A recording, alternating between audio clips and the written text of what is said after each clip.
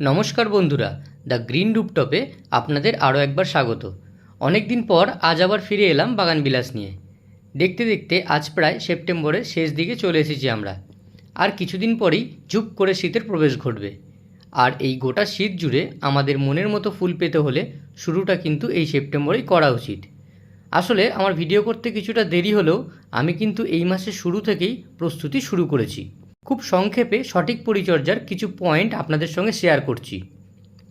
যদি কোনো বাগানবিলাস রিপোর্ট করার থাকে বা বর্ষার আগে করবেন ভেবেও করে উঠতে পারেননি, তবে অবশ্যই এই সেপ্টেম্বরে করতে পারেন।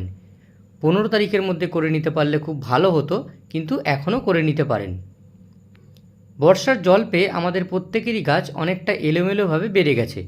এই সময় সঠিক শেপ দিতে হালকা এবং মাঝারি প্রুন করতে পারেন।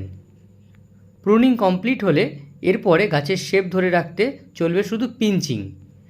শীতে ভরপুর ফুল পেতে এই সময় ফুলের মায়া করলে চলবে না। এখন ফুল এলে কেটে ফেলে দেবেন। এই সময় এনপিকে 1261 এবং পিজিআর মিরাকুলান ব্যবহার করতে পারেন, তবে একসাথে নয়, এক সপ্তাহ অন্তর অল্টারনেটিভভাবে ব্যবহার করতে পারবেন। গাছে স্প্রে করলে চেষ্টা করবেন একদম ভোরের দিকে অথবা সকালের দিকে স্প্রে করতে, অথবা সূর্য অস্তের পরে। এতে গাছে অনেক নতুন ডাল আসবে, গাছ অনেক ঝাঁকালো হবে। আর যত নতুন ডাল ততই বেশি ফুল, ততই ভালো শেপ।